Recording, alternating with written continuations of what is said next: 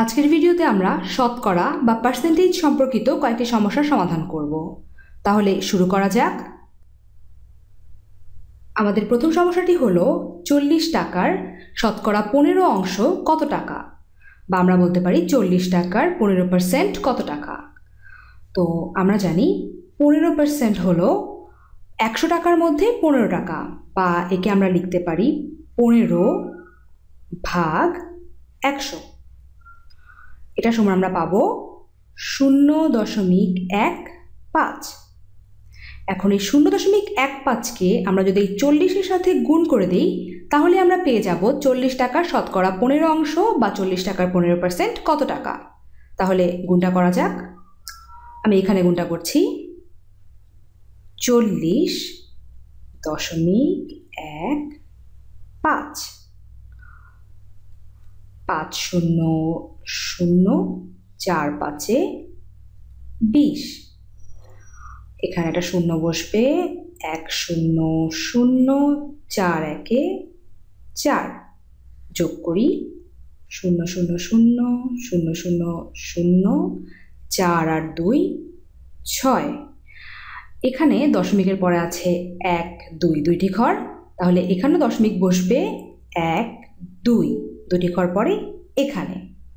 তাহলে আমরা পেলাম 40কে 0.15 দিয়ে গুণ করে আমরা পেলাম 6.00।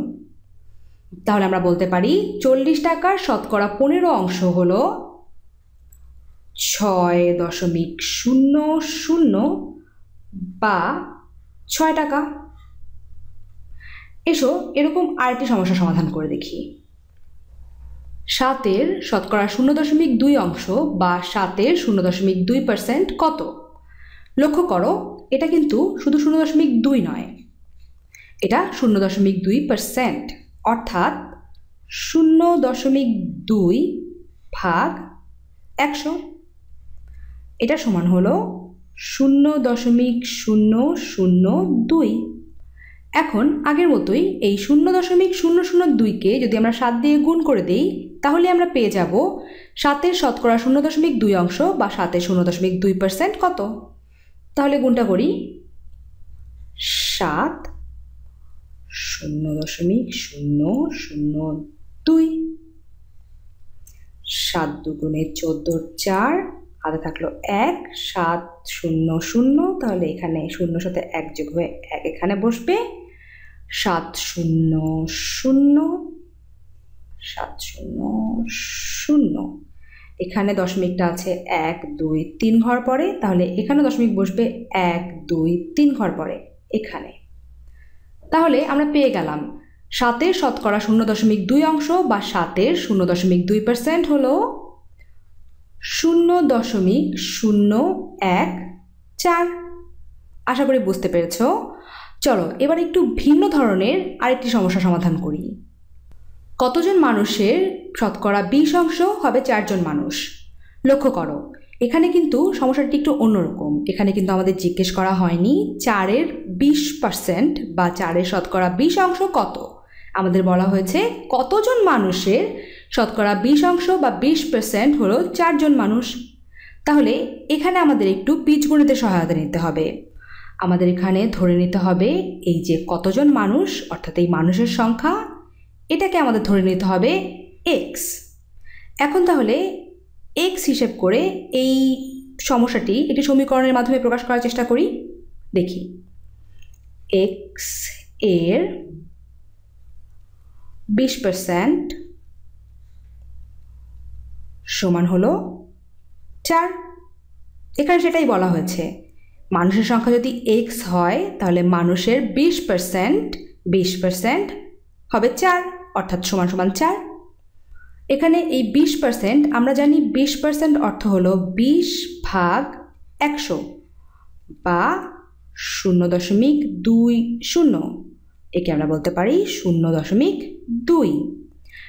এখন x এর 20% অর্থ হলো x গুণ 20%, আর 20% মানে আমরা জানি 0.2, তাহলে এটা হবে x গুণ 0.2, বা একে আমরা লিখতে পারি 0.2x।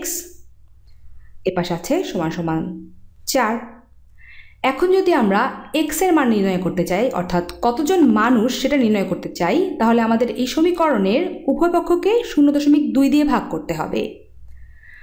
তাহলে আমরা ভাগটা করলে পাই এই পাশে শুধু এক্স আর এ পাশে 4/0.2। আমি এখানে ভাগটা করি 0.2, এখানে হবে 4। এখন আমরা যদি এই দশমিকটিকে সরাতে চাই, অর্থাৎ দশমিকটিকে সরিয়ে এখানে আনতে চাই, তাহলে এখানেও একই কাজ করতে হবে।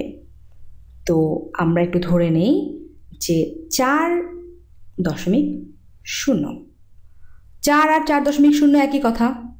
তাহলে এখন যদি আমরা এই দশমিকটিকে এখানে আনতে চাই, তাহলে আমাদের এই দশমিকটিকে সরিয়েও এখানে আনতে হবে। এখন তাহলে আমাদের ভাগ করাটা অনেক সহজ হয়ে গেল। আমরা ভাগ করব 40কে 2 দিয়ে। 2 4-এর মধ্যে যায় 2 বার, 2 দুগুণে 4, থাকে 0, এই 0টা এখানে বসে গেল।